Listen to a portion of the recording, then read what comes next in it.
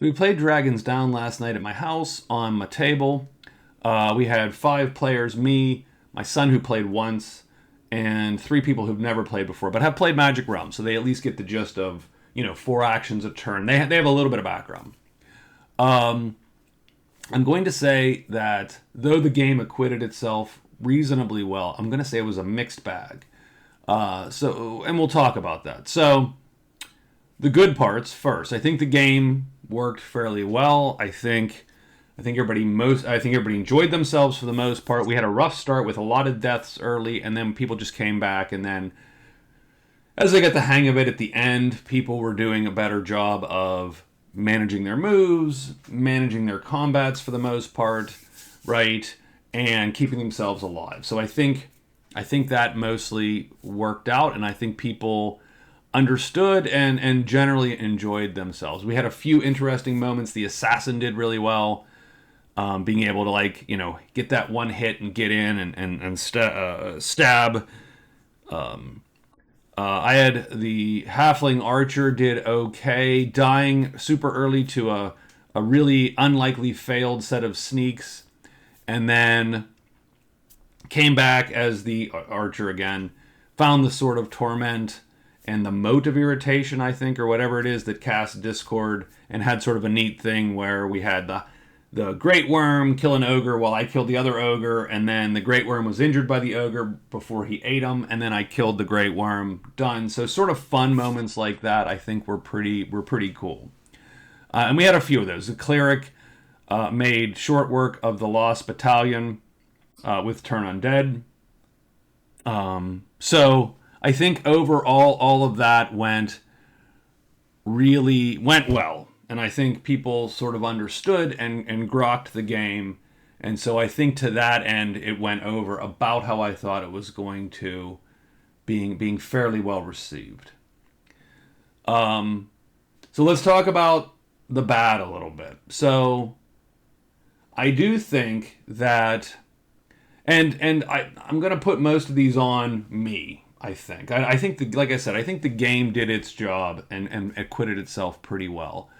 I think so let's talk about each thing. So one thing, I think I should have curated the characters a little bit better instead of just letting people pick. First off, that took a while, because you're explaining, and I did explain as we went, what all the stuff meant. So people did need to see that, but I think I should have curated the characters or at least made stronger suggestions, because I think our first allotment of characters for all these newbies made no sense, right? Like the halfling archer should have been someone else playing the halfling archer, not me.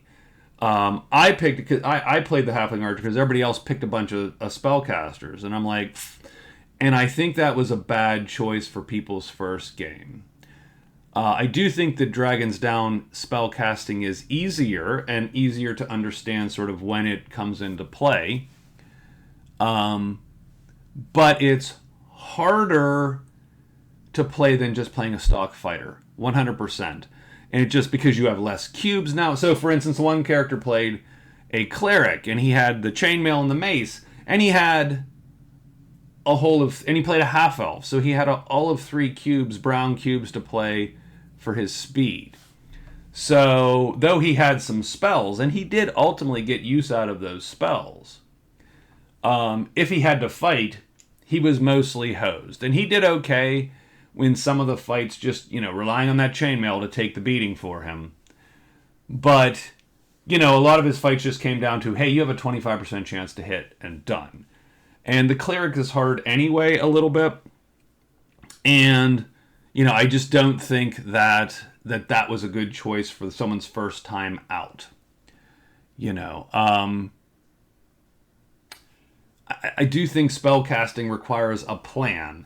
And spellcasting requires a plan that then requires that you know how the game goes to make the plan. And if you don't have that plan, it's really hard to understand what spells you should take in a given situation, given the cards that you're, given the race and class that you had. So, one guy picked a rune sword, but then he picked, I think, whatever it was, the portal, the floating disc that allows him to carry stuff. I'm like, go, why? That's not a spell. Stop it. The Solus kept getting caught out. So yeah, someone played the Solus first thing. Oh, I'll play a human Solus or I'll play an elf Solus, and I'm like, okay, well, and he died like 2 times because the Solus is not easy to play if you yeah, right. And so he kept getting caught out without having he had 2 black cubes and a purple cube or whatever, and kept getting caught out without, say, having enchanted. So you get 1 shot for Fiery Chasm, and then you're not hidden anymore, and then you're screwed or whatever, right? So there's a lot of that going on where I think it would have been better if I'd have said, okay, Dwarf Barbarian, go. Um, give the Halfling Archer to someone else. And just, let folks play without the complication of also understanding how their spells are going to work. Like people kept getting caught going, well, I can only play 5 cubes, but my spell costs 3 cubes and stuff like that. So there was a little bit of that going on, and I think that was rough. I don't think that ultimately hurt anyone's subjective experience of the game, but it did make it hard. So I think curating the characters is the first thing that I would have done for my first playthrough with new folks. I think the second thing I would have done is played with less. So because of, frankly, my excitement to get the thing on the table, I was like, let's play with all the shit. So we're going to play with 5 terrains. Boom, here you go. So all the stuff. And I think 5 terrains is a lot. I think 5 terrains is a big game. And I mean big by physically big on the table. I have a big table. We could fit it. But that was hard. So you fit all that stuff on the table. And then because you have 5 boards, you have 30 tiles on the table. You've got 5 of the terrain boards, all the decks out there, all the monsters. And then you have 5 players sitting around the table with their own player boards. And I do think the Dragon's Down has sort of a little bit of a, not a flaw, but a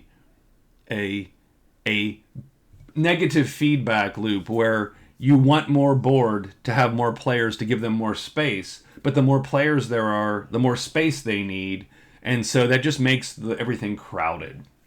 And so the table was crowded and thus rife with mistakes. All you had to do was drop a die the wrong place, and someone's cubes were getting flung across the floor. I dropped the stupid rule book once because that thing is big and floppy too, and knocked everything on my son's player board out. And so there was just a lot of that, a lot of mishap probability just based on the crowding of the table. So that's on me. I think what I would suggest would be, the fact of the matter is that adding another terrain type doesn't really add anything else to the game. It adds some new monsters, it adds some new treasure sites and so on, but we could have easily played that same game with 3 terrains or 4 terrains, and no one would have known the difference.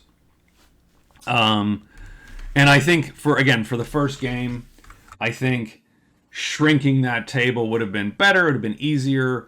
People would have had easier time reaching stuff, less crowding, less mishaps. And again, right, if you're sitting on this side of my giant table and the boards are over there, you can't see what's going on over there anyway with our old eyes. So I think a smaller table and a smaller set of boards, less terrains, would have been a better first time experience for all of us, just to get the hang of how the game feels to set up. And with the setup, that's one thing I sort of am bummed about, is the game's not hard to set up, but it's also non-trivial to set up, if that makes any sense. There's a lot of decks in a lot of spots and a lot of chips, right? And things are so the one thing I don't like about the game now that I have it physically, right? Because you sort of lose track of how much Tabletop Simulator is doing for you. But one thing I don't like about the game physically versus in Tabletop Simulator is the fact that there are missions and monsters and stuff that are tied to the terrain packs. So if I don't play with swamps and caves, then theoretically, if that mission deck isn't already separated, I have missions in there which no longer belong. And I have, I have chits which no longer belong in the game. And now I did segregate all of the chits in terms of by terrain, right? So all the chits that go on the board, the civilization chits and the terrain chits and the sites and so on, are all segmented because I just took a tray, a chit tray that I used to use for Magic Realm, and put the chits in it. Done, segmented. So that's easy. Makes the game hard to fit in the box though, again, but different story. But that's me. That's a me problem. That's not a you problem. But I don't love that, right? Like I don't know exactly how you would do this, but I do think that it would be a better experience physically if the sites were terrain agnostic and the civilization folks were terrain agnostic, and the only thing that I had to get rid of is the missions, kind of. Like, there's no reason why I can't find the Lost Battalion in the woods, because you can find them in the woods, right? The site chits, but if I don't use the swamps, in theory, I'm not using that board, and so I have to take all that shit out. And that just makes for a little bit of a harder setup and a little bit harder of tear down. And that's the only thing I think which actually physically sucks about how the game sort of works, on the table for me. So I don't know how to. I don't know how to remedy that, but that's just something to for me to think about.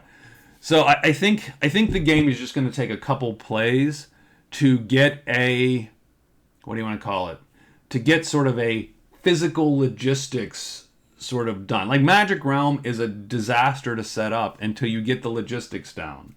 And then it takes 20 minutes to set up, 15 minutes to set up now. And part of that is because we don't set up. I don't set up the appearance chart. We use, different chips or different whatever on the things to indicate that the monsters are out or they're dead or whatever.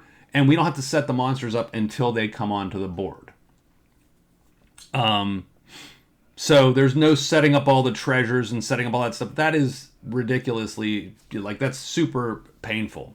Similarly, of course, and you wouldn't do this in Dragon's Down, and Scott has designed it specifically so you don't have to. You don't have to set the treasures up ahead of time. You don't have to set the missions up ahead of time. But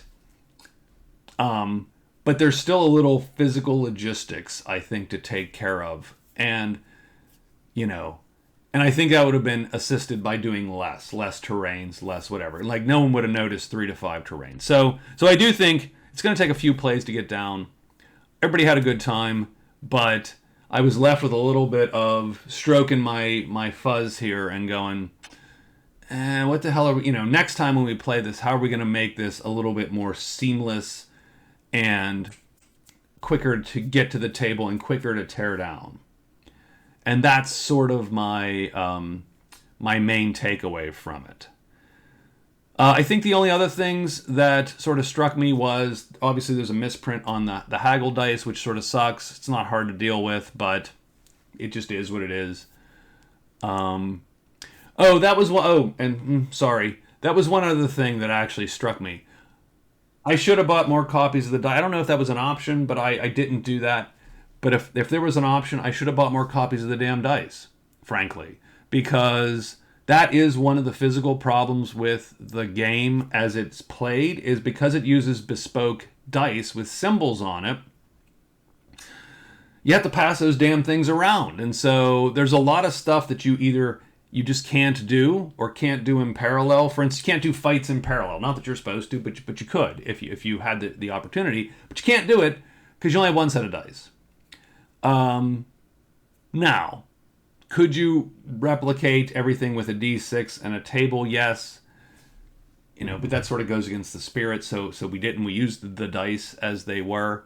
And again, that sort of means that there's a lot of passing the dice around and a lot of, hey, where are the hide dice again? Oh, you have one because you fought. And, stuff like that. There was a little bit of that.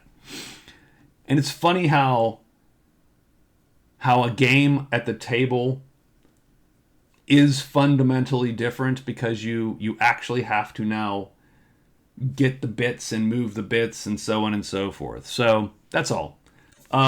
Is there anything else before I sign off? But yeah, I need another set of dice.